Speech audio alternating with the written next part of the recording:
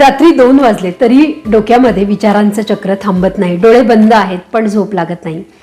ही समस्या तुमची आहे का? तर तुम्हाला आज मी काही रेमेडीज सांगणार आहे. त्यातली पहिली रेमेडी म्हणजे जायफळाचं दूध. आता जायफळाने झोप लागते म्हणून कधीही याचं जास्त सेवन करायचं नाही आणि याचं खरंच औषध म्हणून सेवन करायचं. अगदी चिमूटभर जायफळाची पूड ही 1 ग्लास दुधामध्ये टाकून 3 दिवस तुम्हाला सलग घ्यायची आहे. नक्की झोप न येण्याचा जो प्रॉब्लेम आहे हा तुमचा कमी होईल. जायफळ जास्त खाल्ल्यास हे आपल्यासाठी हानिकारक आहे, म्हणून जायफळ खाताना सावधगिरी बाळगा. दुसरी गोष्ट म्हणजे अर्धा चमचा खसखसीची पेस्ट आणि दूध हे एकत्र शिजवा आणि त्यानंतर हे 1 ग्लासभर दूध रात्री झोपताना प्या. खसखस जी आहे त्याचं आवरण थोडं टणक असतं म्हणून 2 तास आधी खसखस भिजत ठेवा. तिसरी गोष्ट वेलची. ओव्हरथिंकिंगमुळे डोकं जड झालं असेल तर पेल्याभर दुधात 1 चिमूटभर वेलची पूड आणि चिमूटभर हळद टाकून छान ढवळून हे रात्री झोपताना प्या. नक्कीच तुमचा ओव्हरथिंकिंगमुळे जो होणारा त्रास आहे झोप न येण्याचा तो कमी होईल. चौथी गोष्ट 4-7-8 हे श्वसनतंत्र.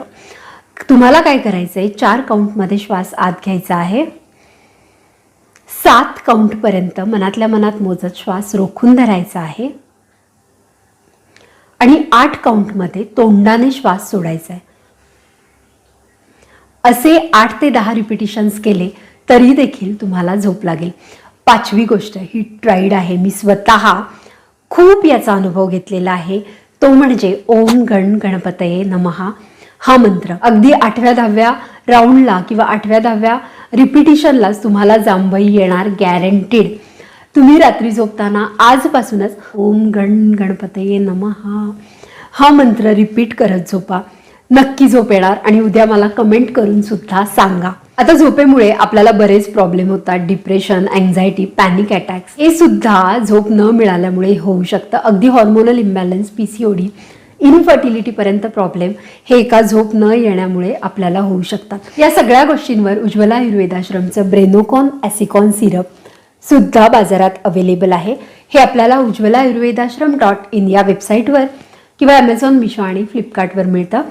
यांचा कन्सल्टेशन नंबर सुद्धा मी तुम्हाला देते. ही औषधं डॉक्टरांना कन्सल्ट करून मगच घ्या. हा व्हिडिओ माहितीसाठी बनवलेला आहे, त्यामुळे घेण्याआधी, सेवन करण्याआधी डॉक्टरांशी जरूर कन्सल्ट करा. थँक्यू.